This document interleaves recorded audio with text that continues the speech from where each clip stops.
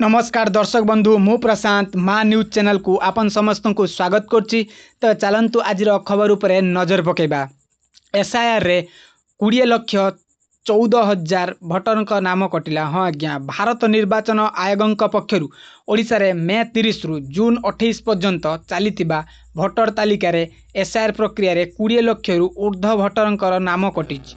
रविवार एने राज्य मुख्य निर्वाचन अधिकारी सीओ पक्षरु एक चिठा प्रस्ताव जारी होइछि, जेउथिरे 3,63,69,591 भोटर मध्यरु 3,13,87,034 जन भोटर सेमानक परिगणना फॉर्म दाखल करितिबा और डिजिटाइजेशन होइतिबा जणा पड़छि।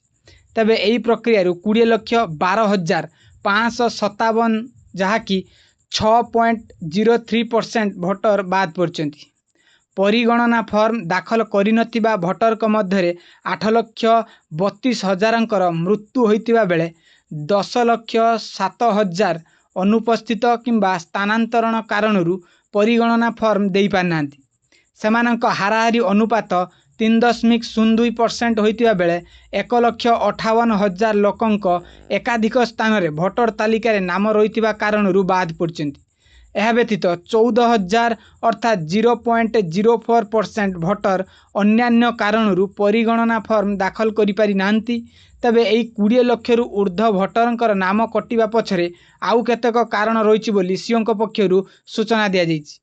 जेपरिक संपृक्त भोटर माने अन्य राज्य किंबा केन्द्रशासित अंचलर भोटर होइथाई पारंती किंबा सेमानक संधान न मिलिबा अथवा कौनसी कारणरू भोटर तालिका रे सेमाने नाम पंजीकरण करने को चाहू नथिबारु एभली होइछि।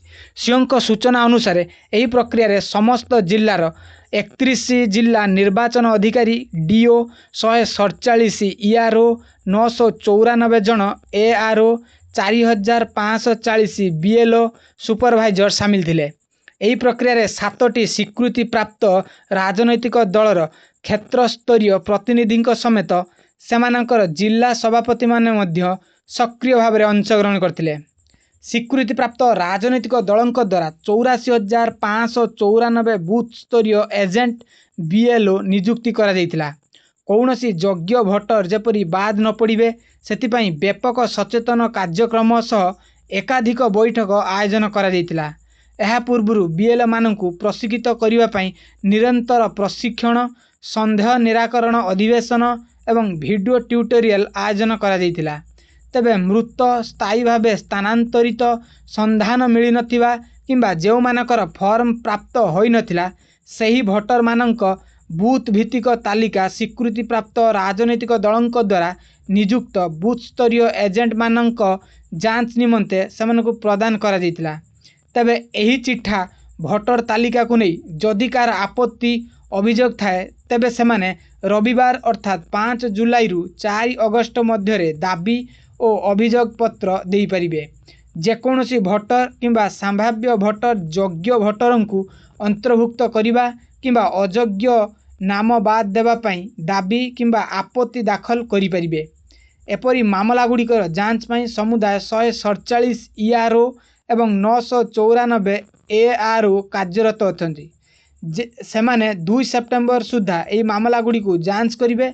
आईन आमोदित प्रक्रिया अवलंबन नकरी कौनसी नाम बाद दिया नहीं। समस्त खबर सटीक अपडेट पाइबा पई आम चैनल को सब्सक्राइब करके रखि थांतु। आज पई खबर एतिक थिला। रहिली, नमस्कार।